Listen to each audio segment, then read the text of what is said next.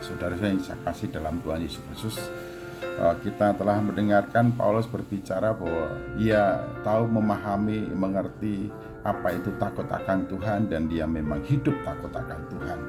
Lalu Paulus mengajarkan kepada kita supaya kita, orang-orang percaya dan anggota gereja, memberikan apresiasi kepada para hamba Tuhan yang telah memberikan diri hidupnya melayani Tuhan dan menjadi pelayan Injil Yesus Kristus. Saya kira ini penting menjadi catatan bagi kita. Dan untuk selanjutnya, bagaimanakah kualifikasi hidup dan dedikasi Paulus sebagai seorang hamba Tuhan?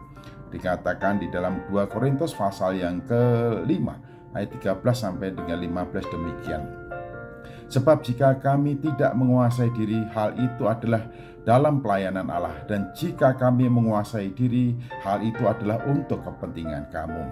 Sebab kasih Kristus yang menguasai kami, karena kami telah mengerti bahwa jika satu orang sudah mati untuk semua orang, maka mereka semua sudah mati. Dan Kristus telah mati untuk semua orang, supaya mereka yang hidup tidak lagi hidup untuk dirinya sendiri, tetapi hidup untuk Dia yang telah mati dan telah dibangkitkan untuk mereka. Saudaraku yang saya kasih dalam Tuhan Yesus Kristus, di sini Paulus memberitahukan kepada kita semuanya bahwa Kristus telah mati untuk kita, maka kita sebetulnya telah mati terhadap diri kita sendiri. Kita tidak lagi berkuasa atas hidup kita sendiri. Kita telah mati, Kristus telah mati untuk kita dan telah bangkit untuk kita supaya kita hidup. Dan kalau kita hidup bagi Allah. Kita hidup bagi Dia, kita hidup bagi Tuhan Yesus Kristus. Itu sebabnya Paulus di sini memberitahukan kepada kita bagaimana ia mempraktikkan hidup yang betul-betul bagi Tuhan Yesus Kristus. Hidup sebagai pelayan Injil, hidup yang mendedikasikan seluruh hidupnya untuk melakukan apa yang menjadi tugas pelayanan sebagaimana yang dipercayakan oleh Tuhan Yesus Kristus kepada Paulus. Paulus memberikan penegasan demikian dalam kualifikasi, dedikasi, dan kompetensi pelayanannya terhadap panggilan pelayanan yang dipercayakan kepadanya, termasuk dalam hubungan dengan orang-orang yang dilayani. Demikianlah ia tegaskan, sebab jika kami tidak menguasai diri, hal itu adalah dalam pelayanan Allah.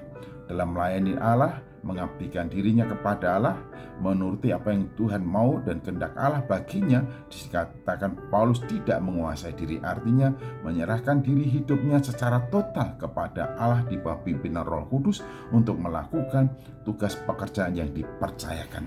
Hingga di sini katakan dalam melakukan tugas pelayanan sebagaimana dipercayakan oleh Allah kepadanya, Paulus mengatakan aku tidak menguasai diri, artinya memberikan diri hidupnya sepenuhnya dikuasai, dipimpin oleh Roh Kudus. Kemana Roh Kudus mengutus, ke situ dia. Kemana Roh Kudus membawa, di sana dia. Dan apa yang diinginkan oleh Allah melalui pimpinan Roh Kudus, itulah yang diikuti oleh Paulus. Karena itu dalam melayani Allah, melakukan apa yang diperintahkan oleh Allah, Paulus katakan aku tidak lagi menguasai diriku. Aku hidup, bukan aku sendiri yang hidup di dalam aku, melainkan Kristus yang hidup di dalam aku.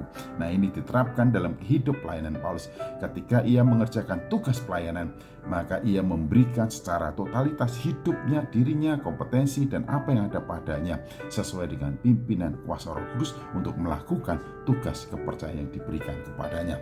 Dan kemudian dia katakan juga, dan jika kami menguasai diri, hal itu adalah untuk kepentingan kamu. Jadi di hadapan orang-orang percaya, di hadapan orang-orang yang dilayani, di hadapan khalayak ramai, di hadapan jemaat, maka di sini Paulus menguasai diri, mengontrol diri, mengendalikan diri. Oleh karena itu ketika dia menguasai dirinya adalah untuk kamu.